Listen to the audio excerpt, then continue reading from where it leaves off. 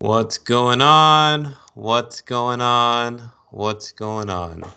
Today is May 11th, 2019, and if you're listening or watching this, you're listening and watching this on the Marston Brothers podcast. What's going on, my man? How you doing? Man, I cannot complain. It's been a while. It's been a while. I haven't been able to make a podcast in a couple of episodes. I'm really glad to be here. Shout out to all my moms out there. It's the 11th, but it's 9:30, so we're a couple of hours away from Mother's Day. Happy Mother's Day to everybody. Happy Mother's Day, Mom and Ty. For those of you who aren't watching the video, Christopher is winking, making sure that he gets some points. Well, man, so since you been able to catch some of the episodes since the last time we spoke? What's going on? How do we do? What are you thinking? Man, just tons of work, tons of hanging out with family. I'm on the countdown. I'm done with residency in 50 days, but who's counting? Man. 50 days left. How about you? What's been going on with you? Well, the question that I was saying was more towards how are Marvin and I doing, and how have some of the past podcasts gone? Any critiques? Uh, What are you thinking? But I'll I take got that too. That's funny. You literally cut out as soon as you asked me that question. Podcast is doing great. We're definitely growing. It's definitely interesting to see how far along we've come from the first episode. We kind of found the flow, the swing of things, kind of our order, exactly what we're doing, and it seems a little bit more natural. But I guess that just comes with practice. So I like it. I like where we're going. All right, let me It's rephrase the going to be question. interesting though to see where we go as far as taking guests on. All right, let me rephrase the question. How did you like Marvin's podcast when he was on the Maldives? Did you get to catch that episode yet? Oh my gosh. I'm very, very jealous. I definitely think it's going to be my turn soon to do a podcast from a destination. But first, Marcel and Brother podcast has to fly me out somewhere. Golly, man. Yeah, he definitely seemed like he enjoyed that one. And then, no, that's good. So, what's going on with my neck of the woods? So, we're getting ready for Mother's Day. Are you gonna be able to come out to Mother's Day tomorrow, or are you gonna be No, okay? no. All right, Want so to, but not going to be able to. Still going to be the working and stuff like that. gotcha. So, I have a new tradition. I don't know if it's new, but I think it was the last two Mother's Days, but this might be Mother's Day number two officially with the setup that we have is we try to do breakfast and brunch for the moms in the group. So we try to have people over. We do it old style, diner style, where we got the griddle, we get a bunch of food, we take orders hot, whatever the mothers want, we take care of them, we do the dishes. So we try to have a good time over at the house. And then after that, then we make sure we pamper our moms. And last year was pretty good, so I'm hoping that we've got Yeah, it was another very good nice. turnout. It was very nice. Trying to see what else is going on. Yeah, Philly's been doing swimming lessons lately. She's getting better at the swimming Oh, lessons. She's that's getting, yeah, awesome. she's Where's she getting doing it used to the at? water. We're doing it at a place called Goldfish, which is right Free shout next out. to, yeah, free shout out. So it's pretty much next to Pembroke Lakes Mall.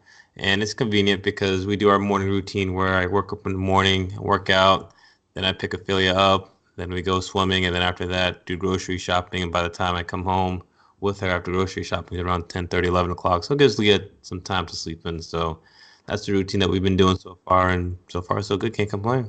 It's a weekend Saturday thing, it sounds like. Yeah, we just do it every Saturday. It's pretty affordable, and she's feeling more comfortable with the water, so that's the most important thing. This is probably 100%. about a month. I would say a month. Yeah. 100%. I feel like, especially, well, we live in Florida. Surprise, surprise. I think every child should do some sort of safety, survival swimming lessons class. I'm pretty sure the number's still the same since I was in medical school. I don't remember exactly, but the number one death for children is drowning, was drowning at least when I was in medical school. I believe it's still the same. If it's not number one, it's top five for sure. So everyone's got a pool. Kids are like ninjas. They can sneak in and out of the house, and you would never know. And I would hate for them to sneak out of the house, fall into the pool, and just have some bad stuff happen. So It's not saying to replace or take away watching the kids around the pool, but it's just a nice feeling to know that if something were to happen, that they have some sort of survival skills, they could get to the edge of the water, call for help, whatever they need to do.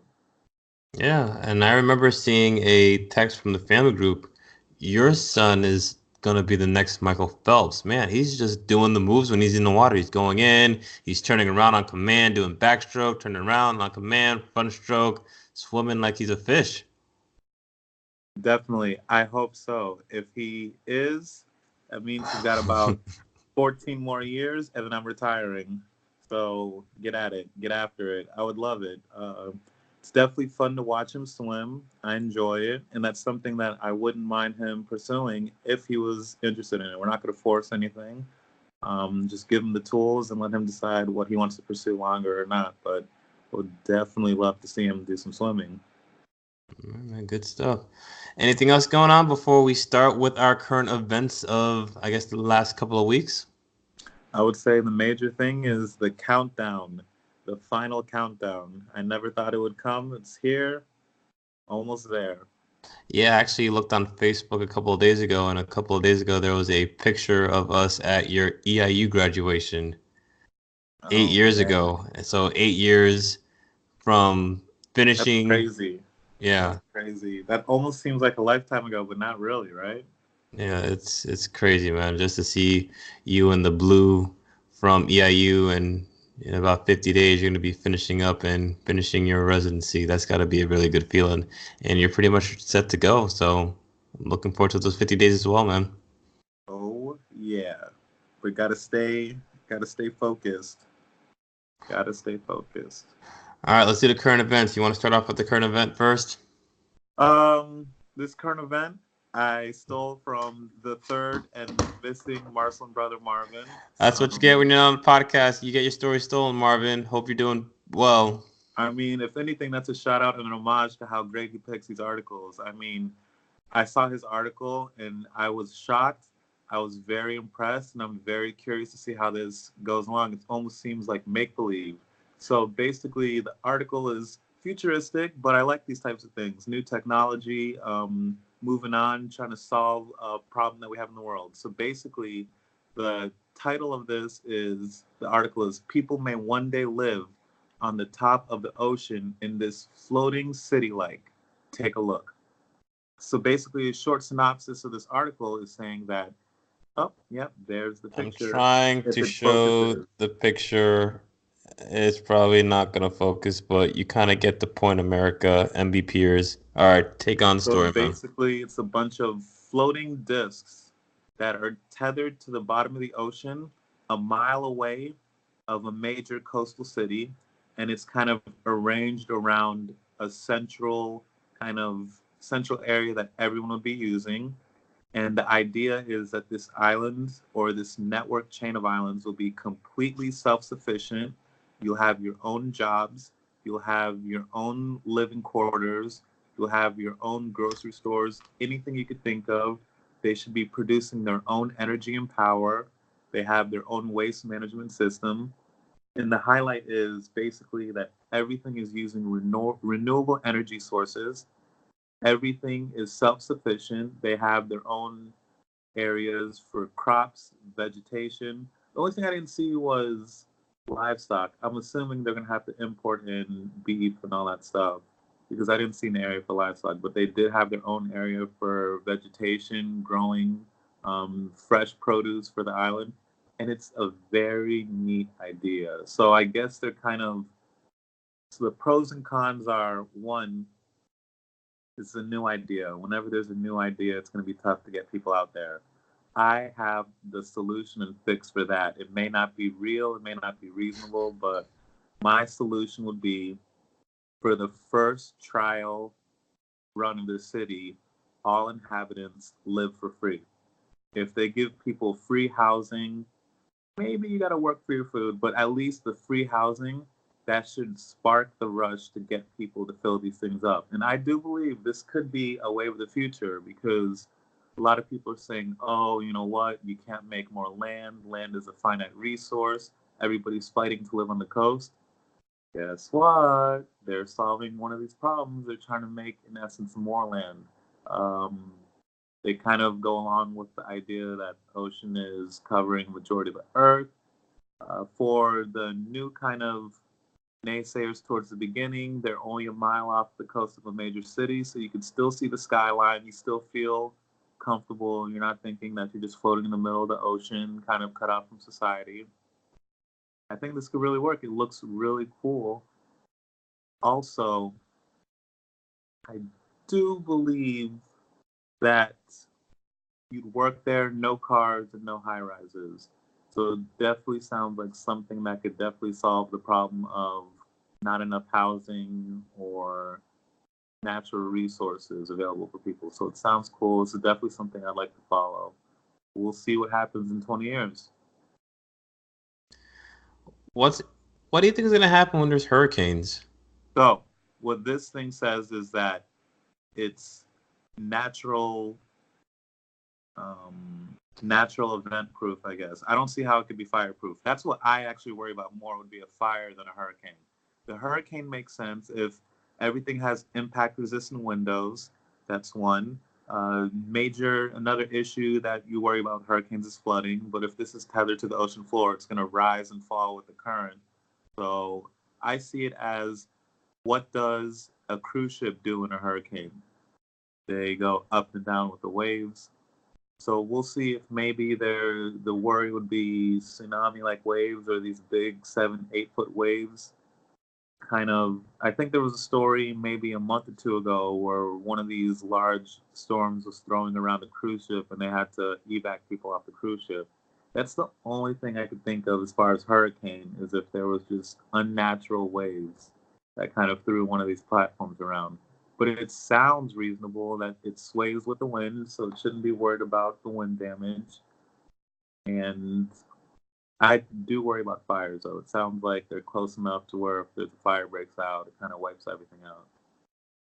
Yeah, when we're looking at this article here, it says here floating cities are not affected by rising sea levels.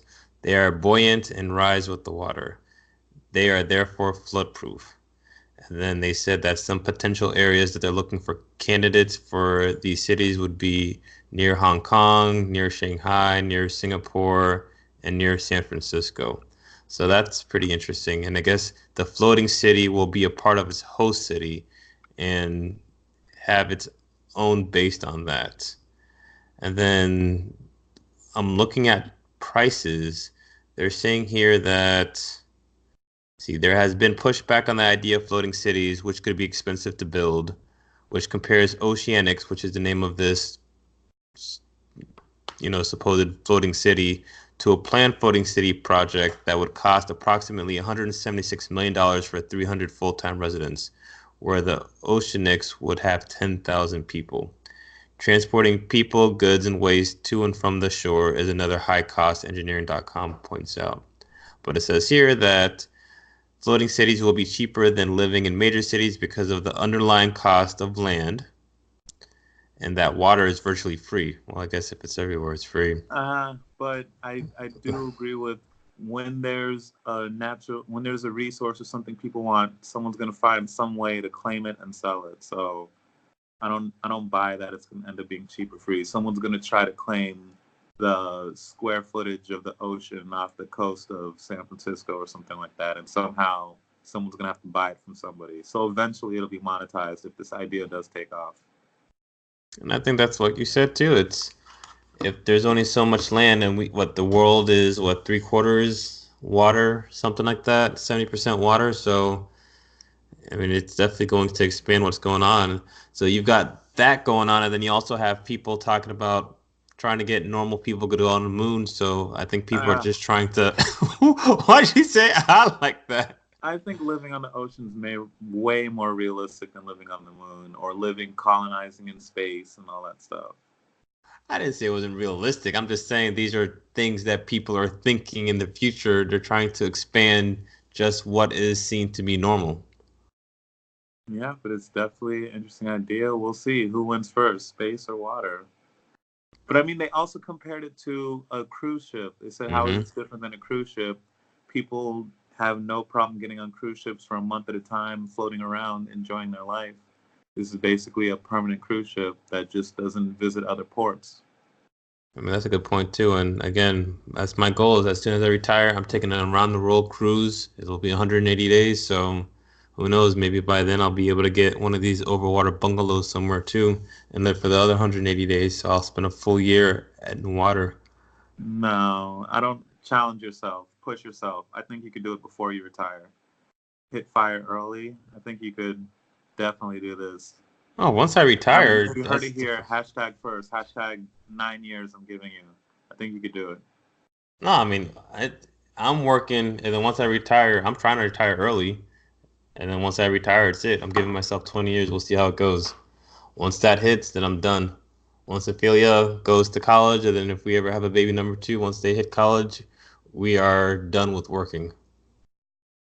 All right. You heard it first here. All right. Tell me Uh, about your article. What did you look up and what are we talking about with you? I went back and forth because there's lots of topics that have gone on since the last time we've had a current event article, but this one is a more recent article that happened yesterday. So the name of the story is Pizzeria Employee Returns $424,000 check mistakenly left behind by customer who didn't leave a tip.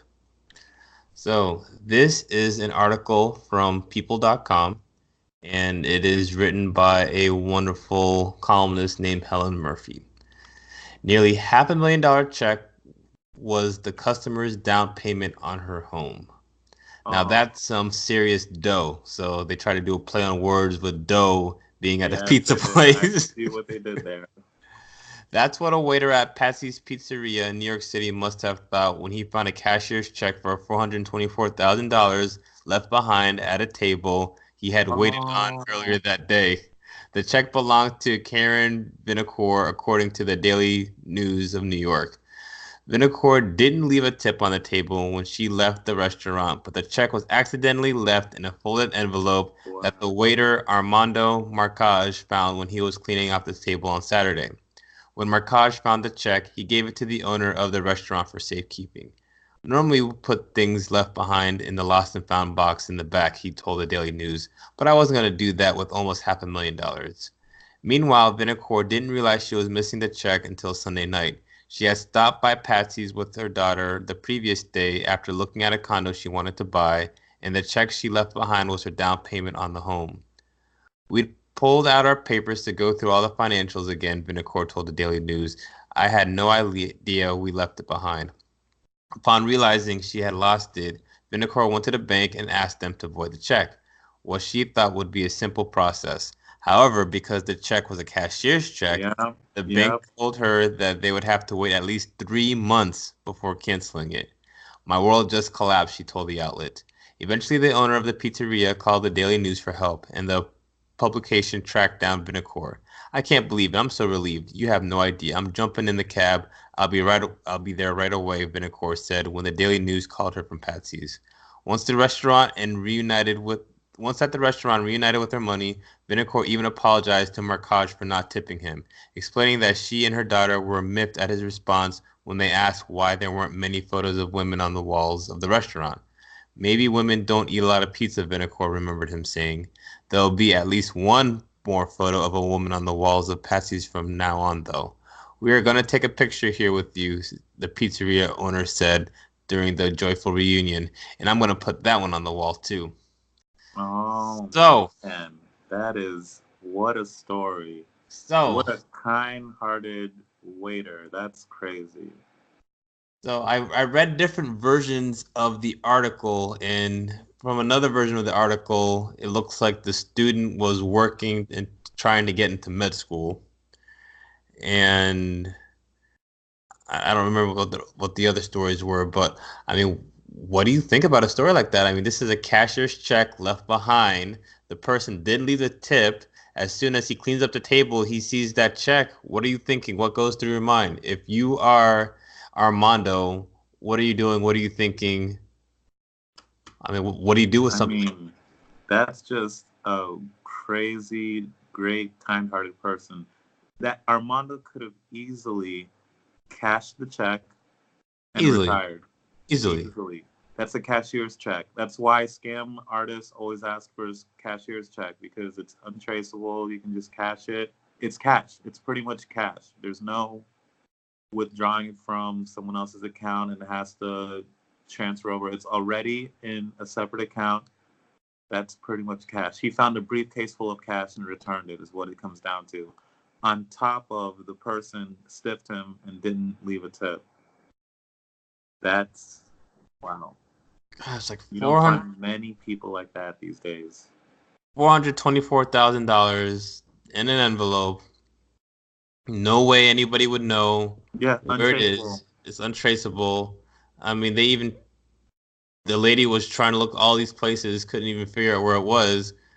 The fact that the guy Armando went through the lengths of contacting the New York Daily News to try to find this person. You hear so many stories about people being bad, so many people being not kind-hearted, and when you hear a story like this, it just makes you realize that humans aren't as bad after all. I mean, there is a opportunity for good to be done in this world, but gosh, $424,000. Like I'm very curious what the lady did after she got the check.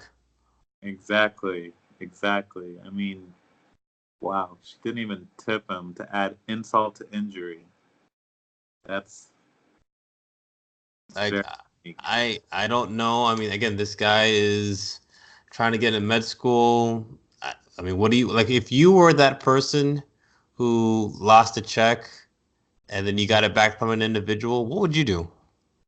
I don't know. I would definitely try to go out of my way to do something, some sort of act or gesture to return the favor. Um, write whatever school he's applying to, tell him the story, see if that could help get him accepted based off the character. Give a personal testament to say that this is the characteristics of a amazing future doctor. Not everything's monetary, so that would probably go a lot farther than medicine if she somehow influenced admissions committees just based off of telling a story, writing a letter of recommendation, something to influence and help him get into medical school. That could definitely be life changing. Of course, she could also see volunteer to take care of a semester's check of the I school or something mean, like that. gosh, like if that check was just lying around, what would I do? I mean, I would feel guilty, keeping it. Like for money that big, that much, like I would just feel very, very bad trying to cash it. I mean, I feel like I would try to go through lengths to try to figure things out, try to figure out who the person was, and try to verify that it is that person. Because when you got $500,000, I mean, I mean, most people will never see that figure ever. And to have that on a piece of paper, I mean, that means whoever had that was really trying to do something big. And again, when we're reading this story, it looks like this person had that cashier's check because it was supposed to be a down payment for a house. That's also interesting. Wow, a down payment on a house? Okay. Well, this is New York, so I know that real estate in New York City is a lot, but geez, I just I don't know if I would ever, I mean, I'd like to think I would never leave $500,000 away. I mean, the closest thing that I had of value that I was nervous about was one, when Lee and I got married and I had the wedding ring and the engagement ring. I kept on touching my, I kept on looking at the bag and where I put it just to make sure it was there. So I looked at it multiple times, touched it multiple times just before, I proposed to her. Wedding ring, I definitely wanted to make sure that I, kept on touching it to make sure that I had it. And then I remember when Lee and I had the down payment to the house, but I had that check really, really close to the vest because again, you lose that check. I mean, that's a lot of money. So, golly, $500,000, and all of a sudden you just lose it, and you don't even realize you lose it. Like it says here that they went on Saturday, and the lady didn't even realize she didn't have it until Sunday night. Yeah, it's about 24 It's hours. over 24 hours. I don't know, man. But no, I'm really, really happy for this person. I mean, I hope, again, this is good karma for this individual, but I can't believe it. Also, it just lets you know that she definitely could have afforded to tip the waiter. Yeah. At that point, if you leave a $500,000 check behind, pizza at most is what, 20, $30. 20% of $36. You're not asking for much. Yeah, I think even if someone that was a lame excuse. There weren't a lot of women on the wall, so not to leave you $6. Like there's a difference between going from 20 to 18% and flat out zero. Flat out zero. There's very few things these days a waiter can do to get a $0 tip. Come on, this isn't like um, when you're at the cashier at Cold Stone and they kind of try to ask for a tip. It's like, well, do you really tip the cashier at Cold Stone? Sometimes if you're in a good mood, but like at a waiter, sit down restaurant, you're tipping every time. With the bad servers, sure the tip could go down, but zero is making the statement. And a comment saying maybe women don't eat a lot of pizza, that's harsh. That's rough. I don't think that deserves a $0 tip. I mean, and the guy, it's not like he's the owner. He was the waiter, and they asked a waiter a question. I mean, the waiter doesn't know the reason why there aren't pictures that are on the wall. I mean, ask the owner. The waiter, they asked him a question. I mean, he answered. It wasn't like he was trying to be sexist or anything like that. And you Yeah, don't tip him any money when he's not the one that's responsible for putting photos on the wall. I don't know. yeah, definitely, definitely an interesting story.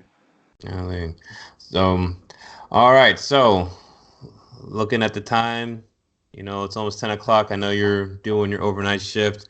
So, what are some things you want to leave with the audience before we wrap up? And then well, before we do that, what do you got going on for the rest of the week?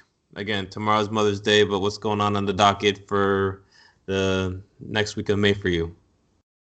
So, just like I said, it's literally studying, keeping my head down, going to work, getting quality time with the family, and just trying to pass. I have one more board exam coming up. So, all my time is either going to be working, studying, or hanging out with family, trying to get this last board exam in the books. I feel like you get What a about board for you? exam every 6 months. That's what I feel like. It's just like, haven't we been here before? Been there, done that. But I guess it's a never ending thing. It's I mean, I lifelong guess learner. I feel better with the fact that you guys have all these tests and all these trainings because if you're putting me under, I want to make sure that you know how to take me out, but or put me back over once I'm done with the anesthesia. So I guess, all right, I'm happy that you go through these exams, but geez, Yeah, yeah. man.